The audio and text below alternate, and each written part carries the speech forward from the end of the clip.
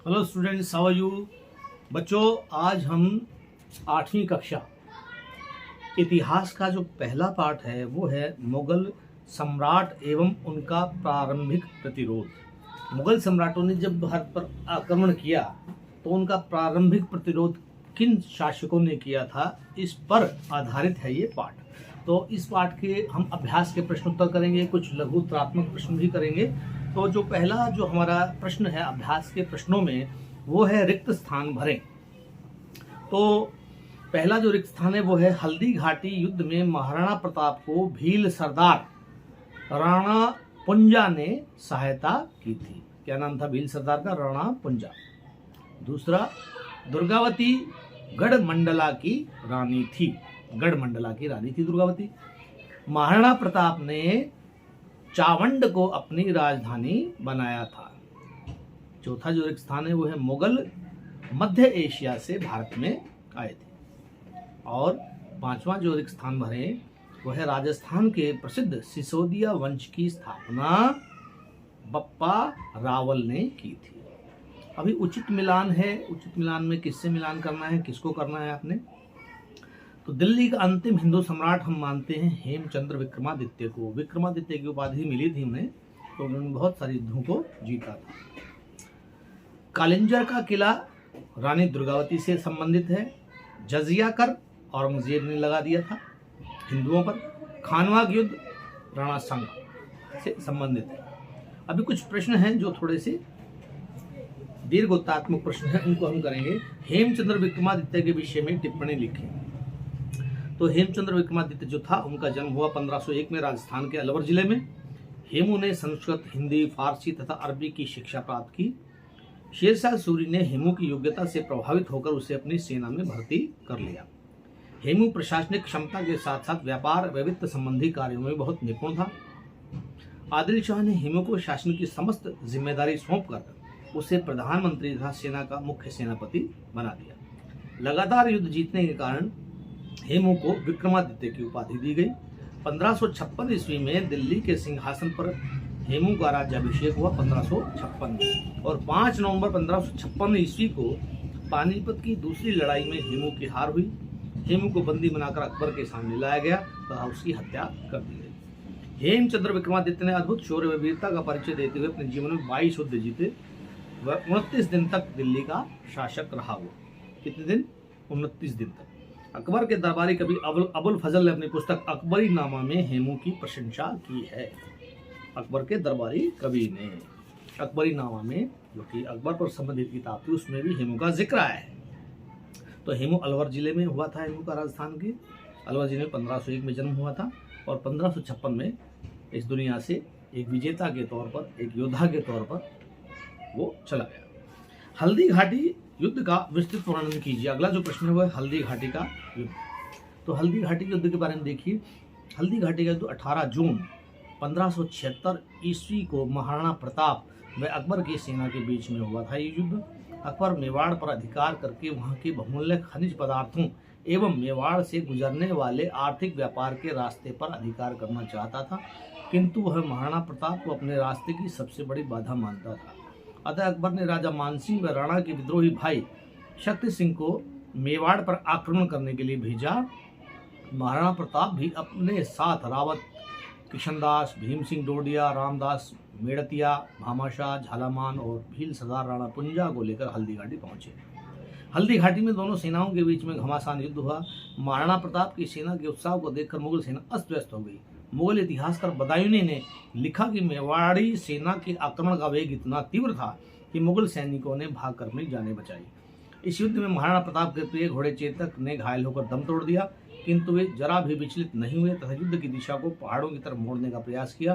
तब तक झालामान ने मुगल सेना को रोके रखा था, अपने जीवन का बलिदान दे दिया। झालामान वीरगति को प्राप्त हुआ। इस युद्ध में मुगल सैनिकों का मनोबल इतना टूट चुका था कि वे महाराणा प्रताप की सेना का पीछा करने का भी साहस जुटा नहीं पाए। हल्दी घाटी के युद्ध के बाद महाराणा प्रताप के नेतृत्व में लोगों का विश्वास बढ़ गया। वे प्रताप वीर शिरोमणि के रूप में प्रसिद्ध हो गए। उनका अदम्य साहस के कारण देशवासियों में स्वाभिमान का भाव पैदा होने लग गया। तो ये था हल्दी घाटी के युद्ध के बारे में। प्रश्न नंबर 3 है, दुर्गावती के प्रतिरोध का वर्णन कीजिए। अब रानी दुर्गावती ने मुगलों का प्रतिरोध किया था, जैसे कि इसके पाठ का नाम है प्रारंभिक प्रतिरोध मुगलों का।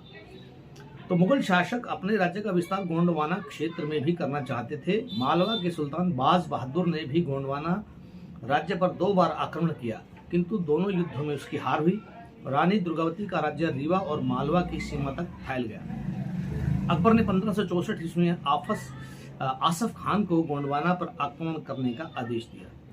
आक्रमणकारी मुगल सेना में 50,000 पैदल व घुड़सवार सेना थी, जबकि रानी दुर्गावती की सेना में 20,000 सैनिक तथा 1,000 हाथी शामिल थे। रानी दुर्गावती ने मुगल सेना को तब तक रोके रखा जब तक वो घायल नहीं होगी। उसने 2 दिन तक बहादुरी से मुगल सेना का मुकाबला किया, किंतु अंत में अपने सम्मान की रक्षा के लिए रानी दुर्गावती ने स्वयं को छुरा घोंप दिया और वीरत्व को प्राप्त हो गई। वीरांगना दुर्गावती ने अपने नाम के रूप देश के लिए अपने जीवन का बलिदान किया और आने वाली पीढ़ियों के लिए आदर्श प्रस्तुत किया। तो दुर्गावती ने भी मुगलों का प्रतिरोध किया था, अकबर का खासकर। अब महाराणा प्रताप के जीवन पर एक निबंध लिखिए। अगला प्रश्न जो बनता है वो है, तो उत्तर है, महाराणा प्रताप का जन्म 9 मई 1540 ईस्वी को कुंभलगढ़ राजस्थान में हुआ। बचपन से ही महाराणा प्रताप बहादुर व दृढ़ निश्चयी थे। महाराणा प्रताप को 32 वर्ष की आयु में सिंहासन सौंपा गया। महाराणा प्रताप धन दौलत के स्थान पर मान सम्मान व स्वाधीनता के अधिक महत्व देते थे। महाराणा प्रताप ने कुंभलगढ़ और गोगुंदा को केंद्र बनाकर समस्त मेवाड़ राज्य को स्वतंत्र कराने के लिए अपने बड़े बड़े सरदारों को बुलाकर प्रतिज्ञा ली थी। उन्होंने अकबर की अधीनता की पेशकश को ठुकराकर संघर्ष का मार्ग अपनाया। उन्होंने मुगलों की सेना के अजय होने की धारणा को नष्ट कर दिया। हल्दी घाटी के युद्ध में विजयी होने के बाद महाराणा प्रताप के नेतृत्व में लोगों का विश्वास बढ़ गया। उन्होंने लगभग 25 वर्षों तक मुगलों से संघर्ष किया। 25 वर्षों तक। 19 जनवरी 1597 ईस्वी को महाराणा प्रताप की मृत्यु हुई। वे अपने आदर्श व्यक्तित्व के कारण जनता में लोकप्रिय थे। उनके द्वारा लिखित पुस्तक राज्याभिषेक पद्धति भारतीय शासकों के लिए आदर्श बनी। अपने जीवन काल में महाराणा प्रताप ने संगीत, मूर्तिकला और चित्रकला को संरक्षण किया। उन्होंने जनजाति के मुखियाओं को सम्मान देकर समरसता का संदेश दिया। उदयपुर के निकट हरिहर जैसे मंदिर उनके काल के शैव व वैष्णव धर्म की एकता को दर्शाते। ये थे महाराणा प्रताप। कुंभलगढ़ में राजस्थान में इनका जन्म हुआ था 1540 9 मई। अब अगला जो प्रश्न है, मोहन सिंह मंडार का मुगलों से संघर्ष पर एक नोट लिखिए। मोहन सिंह मंडार का संबंध हरियाणा के कैथल जिले से था। उसका जीवन मुगलों के साथ संघर्षों में व्यतीत हुआ। बाबर ने मोहन सिंह मंडार के गांव को घेरने के लिए अपनी सेना भेजी। इसमें मुगलों को भारी नुकसान उठाना पड़ा। बाबर ने दूसरी बार विशाल सेना के साथ तरसम बहादुर और नौरंग बेग को भेजा। मुगलों ने सेना को 3 हिस्सों में बांटकर गांवों पर हमला किया। जब ग्रामीण युद्ध में व्यस्त थे तभी बाबर के सैनिकों ने पीछे से आकर गांव को जला डाला। ग्रामीणों को बचाने के प्रयत्न में मोहन सिंह मंडार को कैद कर लिया गया। बाबर ने मोहन सिंह को इस्लाम कबूल करने की शर्त पर सजा माफ करने की बात कही, किंतु मोहन सिंह मंडार ने इस्लाम स्वीकार नहीं किया, जिसके कारण से मार दिया। तो ये मोहन सिंह मंडार ने जो है टक्कर किससे ली थी? बाबर से। अब अगला जो प्रश्न है वो है, हाकिम कासूर व हसन खान मेवाती के मुगलों के विरुद्ध प्रतिरोध में क्या भूमिका थी इन दोनों की? हाकिम कासूर व हसन खान मेवाती। हाकिम कासूर जो है वो अफगान बादशाह शेरशाह सूरी का वंशज था। अफगान महाराणा प्रताप ने उसको मेवाड़ का सेनापति नियुक्त किया। हल्दी घाटी युद्ध में हाकिम कासूर ने सेना की सबसे आगे वाली पंक्ति का नेतृत्व किया। वे मेवाड़ के शस्त्रागार के प्रमुख थे। वे हल्दी घाटी युद्ध में लड़ते हुए शहीद हुए। हसन खां मेवाती, बाबर ने हसन खां मेवाती को इस्लाम के नाम पर अपने साथ मिलाने की कोशिश की, किंतु हसन खां मेवाती ने देशभक्ति का परिचय देते हुए बाबर की पेशकश को ठुकरा दिया। हसन खां ने राणा सांगा के साथ मिलकर 16 मार्च 1527 ईस्वी को खानवा के मैदान में बाबर के विरुद्ध युद्ध किया। खानवा का युद्ध जो हसन खां मेवाती के साथ हुआ बाबर का। इस युद्ध में राणा सांगा को घायल होने के बाद राजपूत सेना के सेनापति की जिम्मेदारी हसन खां के भाई ने निभाई। युद्ध में लड़ते हुए वीर गति को प्राप्त हुई। अब कुछ छोटे प्रश्न हैं, ये छोटे प्रश्न हैं, एक एक लाइन के 13 प्रश्न हैं। इसके बाद हम नेक्स्ट वीडियो में दूसरे पार्ट को करेंगे। तो पहला जो प्रश्न छोटा बनता है वो पानीपत का प्रथम युद्ध कब और किसके बीच हुआ? तो हम कहेंगे पानीपत का प्रथम युद्ध जो हुआ वो 1526 ईस्वी में बाबर और इब्राहिम लोधी के बीच में हुआ। भारत में मुगल वंश का संस्थापक किसे मानते हैं? बाबर को मानते हैं। खानवा के युद्ध कब व किसके मध्य हुआ? 1527 ईस्वी में भी आया था, बाबर व राणा सांगा के बीच में हुआ। हुमायूं को किस शासक ने भारत से भागने पर मजबूर किया? शेरशाह सूरी ने चौसा व कन्नौज के युद्धों में हुमायूं को हराकर भारत से बाहर जाने को मजबूर किया। हुमायूं को शेरशाह सूरी ने बड़ी जबरदस्त टक्कर दी थी। शेरशाह सूरी की मृत्यु कब कैसी हुई? कलिंजर के युद्ध में बारूद फटने से 22 मई 1545 ईस्वी को शेरशाह की मृत्यु हुई थी। पानीपत का जो दूसरा युद्ध है वो कब और किसके मध्य हुआ? तो पानीपत का 1500 युद्ध हुआ जो 1526 ईस्वी में अकबर और हेमचंद्र विक्रमादित्य के बीच हुआ। अकबर के विरुद्ध संघर्ष करने वाले प्रमुख शासक कौन थे?